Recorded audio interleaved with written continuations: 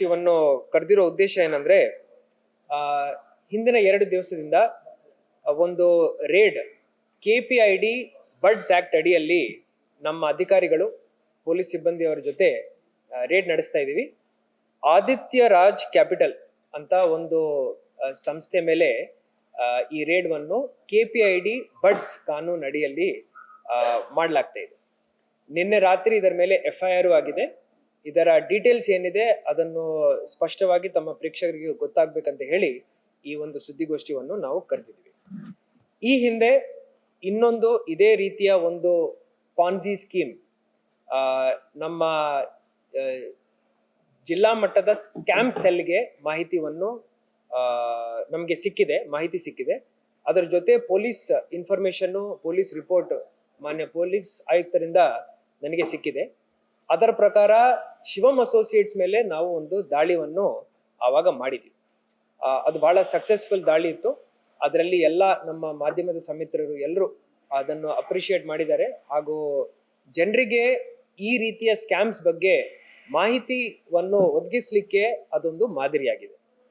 ಅದೇ ರೀತಿ ಆವಾಗ ನಾನು ಹೇಳಿದ ಹಾಗೆ ನಮ್ಮ ಕಡೆ ಇನ್ನು ಮಾರ್ಕೆಟ್ ಇಂಟೆಲಿಜೆನ್ಸ್ ಮುಖಾಂತರ ಬೇರೆ ಬೇರೆ ಸಂಸ್ಥೆಗಳು ಈ ರೀತಿಯ ಪಾನ್ಜಿ ಸ್ಕೀಮ್ಸ್ ನಡೆಸ್ತಾ ಇದ್ದಾವೆ ಅಂತ ಹೇಳಿ ನಮ್ಮ ಕಡೆ ಮಾಹಿತಿ ಇತ್ತು. ಅದರಂತೆ ನಾವು ಮತ್ತೆ ಪೊಲೀಸ್ ಆಯುಕ್ತರಿಂದ ಒಂದು ರಿಪೋರ್ಟ್ ತರಿಸ್ಕೊಂಡು ಮಾನ್ಯ ಪೊಲೀಸ್ ಆಯುಕ್ತರು ನನಗೆ ರಿಪೋರ್ಟ್ ಕೊಟ್ಟಿದ್ದಾರೆ. ಹಾಗೂ ನಮಗೆ ಬೇರೆ ಸೆಬಿ ಮತ್ತೆ RBI ಇನ್ಪುಟ್ಸ್ ಇದಾವೆ. ಇದರ ಮೇಲೆ ನಾವೊಂದು ಲೋಕಲ್ ಎಂಕ್ವೈರಿ ಮಾಡಿಕೊಂಡು ಫೈನಲಿ 2 days ಬ್ಯಾಕ್ ನಾವು ಈ ರೇಡ್ ಅನ್ನು ಶುರು ಮಾಡಿದ್ದೀವಿ. ಇದರಲ್ಲಿ KPID ಕಾನೂನು ಅಡಿಯಲ್ಲಿ ಹಾಗೂ ಬಡ್ಸ್ ಕಾನೂನು ಅಡಿಯಲ್ಲಿ 1/6/2026ಗೆ ಜಿಲ್ಲಾಧಿಕಾರಿಯಾಗಿ ನಾನು ಆದೇಶವನ್ನು ಹೊರಡಿಸ್ತೀನಿ. ಉಪವಿಭಾಗಾಧಿಕಾರಿ ಬೆಳಗಾವಿ ಅವರಿಗೆ ನಾವು ಈ ಎಂಕ್ವೈರಿ ಆಫೀಸರ್ ಅಂತ ನಾವು ನೇಮಕ ಮಾಡ್ತೀವಿ. ಅವರು ಹೋಗಿ ಎಲ್ಲ ಕಡೆ ಸರ್ಚ್ ಮಾಡ್ತಾರೆ. ಈಗ ಈ ಒಂದು ಸ್ಪೆಷಲ್ ಆದಿತ್ಯರಾಜ್ ಪ್ರಕರಣದಲ್ಲಿ ಒಂದು ಸ್ಪೆಷಲ್ ಫೀಚರ್ ಏನಂದ್ರೆ, ಮಾರ್ಕೆಟ್ ಇಂಟೆಲಿಜೆನ್ಸ್ ಪ್ರಕಾರ ಅವರು 2 ರೀತಿಯ ಕೆಲಸಗಳು ಮಾಡ್ತಾರೆ. ಒಂದು ಏನಂದ್ರೆ, ಅವರು ಫಂಡ್ ರೇಸಿಂಗ್ ಆಕ್ಟಿವಿಟಿ ಅಂತ ಹೇಳ್ತಾರೆ. ನಾನೊಬ್ಬ ಫಂಡ್ ರೇಸರ್, ನಾವು ಫಂಡ್ ರೇಸಿಂಗ್ ಮಾಡ್ತೀವಿ, ಇನ್ವೆಸ್ಟ್ಮೆಂಟ್ ಆಪರ್ಚುನಿಟಿ ನಾವು ನಿಮಗೆ ಕೊಡ್ತೀವಿ ಅಂತ ಹೇಳ್ತಾರೆ. KPID ಕಾನೂನು ಅಡಿಯಲ್ಲಿ ಇದು ಡೆಪಾಸಿಟ್ ಅಂತ ಡೆಫಿನಿಷನ್ ಅಡಿಯಲ್ಲಿ ಬರುತ್ತೆ ಬರಲ್ಲ ಅಂತ ಪ್ರಶ್ನೆ ಬಂದಾಗ ನಾವು ನಮ್ಮ ಕಮಿಟಿನಲ್ಲಿ ಡಿಸ್ಕಸ್ ಮಾಡಿ, ಇದು ಡೆಪಾಸಿಟ್ ಅಂತ ಡೆಫಿನಿಷನ್ ಅಲ್ಲಿ ಯಾಕೆ ಬರುತ್ತೆ ಅಂದ್ರೆ, ಇವರು ಫಂಡ್ ರೇಸ್ ಮಾಡಿ ಯಾವುದೇ ರಿಸ್ಕ್ ಬಗ್ಗೆ ಡಿಸ್ಕ್ಲೋಸ್ ಮಾಡಲ್ಲ. ಇವರ ಕಡೆ ಯಾವುದೇ ಸೆಬಿ ಹಾಗೂ RBI ಪರ್ಮಿಷನ್ಸ್ ಇರಲ್ಲ. ಮೂರನೇ ವಿಚಾರ, ಬಹಳ ಬಹುಮುಖ್ಯ ವಿಚಾರ, ಇವರು assured rate of return promise ಮಾಡ್ತಾರೆ. ಅದು high rate of return promise ಮಾಡ್ತಾರೆ. ಮೊನ್ನೆ ಆ ಸ್ಕ್ಯಾಮ್ ಅಲ್ಲಿ ತಿಂಗಳಿಗೆ 3% ಇತ್ತು. ಈ ಒಂದು ಪಾನ್ಜಿ ಸ್ಕ್ಯಾಮ್ ಅಲ್ಲಿ ತಿಂಗಳಿಗೆ 5% ನಾವು ರಿಟರ್ನ್ ಕೊಡ್ತೀವಿ, ಅಶ್ಯೂರ್ಡ್ ರಿಟರ್ನ್ ಕೊಡ್ತೀವಿ ಅಂತ ಹೇಳಿ ಅವರು ಆ ಒಂದು ಆಮಿಷವನ್ನು ತೋರಿಸ್ತಾರೆ. ಈಗ ಇದು ಇವರು ಏನು ಒಂದು ಇವರು ಲೆವರೇಜ್ ಫಂಡಿಂಗ್ ಅಗ್ರಿಮೆಂಟ್ ಅಂತ ಹೇಳಿ ಒಂದು ಅಗ್ರಿಮೆಂಟ್ನು ಈ ನಮ್ಮ ಠೇವಣಿದಾರರ ಜೊತೆ ಮಾಡ್ಕೊಳ್ತಾರೆ. ಲೆವರೇಜಿಂಗ್ ಫಂಡ್ ಅಗ್ರಿಮೆಂಟ್ ಅಲ್ಲಿ ಇವರು ರಿಸ್ಕ್ಸ್ ಬಗ್ಗೆ ಮಾತಾಡಲ್ಲ. ಇವರ ಕಡೆ ಡೆಪಾಸಿಟ್ ತಗೊಳ್ಳಿಕ್ಕೆ ಲೆವರೇಜ್ ಫಂಡಿಂಗ್ ಅಗ್ರಿಮೆಂಟ್ LFA ಅಂತ ಹೇಳ್ತಾರೆ. ಇದರದು ಏನು ಟ್ರಾನ್ಸ್ಲೇಷನ್ ಇದೆ ಅದು ತಮಗೆ ಹೇಳ್ತೀನಿ. ಲೆವರೇಜಿಂಗ್ ಫಂಡ್ ಅಗ್ರಿಮೆಂಟ್ ಅಂತ ಮಾಡಿಕೊಂಡು ಇದರಲ್ಲಿ fixed monthly return of 5% principal plus 5% interest for 20 months ಅಂತ ಹೇಳಿ ಲಾಕ್ ಇನ್ ಪೀರಿಯಡ್ ಹಾಕ್ತಾರೆ. ಆ ಒಂದು line is a clear example of mischief under KPID ಕಾನೂನು ಅಡಿಯಲ್ಲಿ ಇದು ಇಲ್ಲಿಗ್ಯಾಲಿಟಿ ರೇಂಜ್ಗೆ ಬರುತ್ತೆ.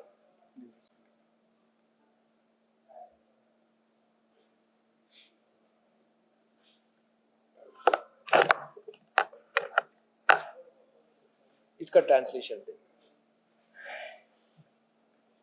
ಈಗ ಸೆಬಿ ರೆಗ್ಯುಲೇಷನ್ಸ್ ಪ್ರಕಾರ ನೀವು ಇತರರ ದುಡ್ಡು ತಗೊಂಡು ಇನ್ವೆಸ್ಟ್ ಮಾಡಬೇಕಂದ್ರೆ ನೀವು ಒಂದು ಪೋರ್ಟ್ಫೋಲಿಯೋ ಫಂಡ್ ಮ್ಯಾನೇಜರ್ ಆಗಿರ್ಬೇಕು. ಈ Aditya Raj capital portfolio fund manager ಅಲ್ಲ. ಪೋರ್ಟ್ಫೋಲಿಯೋ ಫಂಡ್ ಮ್ಯಾನೇಜರ್ ಇದ್ದಾಗ ನೀವು ಮಾರ್ಕೆಟ್ ಅಲ್ಲಿ ಇರುವಂತ ರಿಸ್ಕ್ಸ್ ಬಗ್ಗೆ ಇನ್ವೆಸ್ಟರ್ಸ್ಗೆ ಹೇಳಬೇಕು. ರಿಟರ್ನ್ಸ್ ನಾನು ಕಡ್ಡಾಯವಾಗಿ ನಿಮಗೆ ಇಷ್ಟು ಕೊಡ್ತೀನಿ ಅಂತ ಹೇಳಲಿಕ್ಕೇನೆ ಇಲ್ಲ. ಆದ್ರೆ ಇವರ ಸ್ಕೀಮ್ ಅಲ್ಲಿ ಇವರು ಸೆಬಿನಲ್ಲಿ ರಿಜಿಸ್ಟರ್ಡು ಇಲ್ಲ, ಜೊತೆನಲ್ಲಿ ಪ್ರಿನ್ಸಿಪಲ್ಲು ಕೊಡ್ತೀವಿ, 5% ತಿಂಗಳಿಗೆ ನಾವು ರಿಟರ್ನ್ ಅಶ್ಯೂರ್ಡ್ ಆಗಿ ಕೊಡ್ತೀವಿ ಅಂತ ಹೇಳ್ತಾರೆ. This is a clear example of a Ponzi scheme. Ponzi ಸ್ಕೀಮ್ಗೆ ಇದು ಒಂದು ಟ್ರೂ ಪ್ರಾಪರ್ ಮಾದರಿ.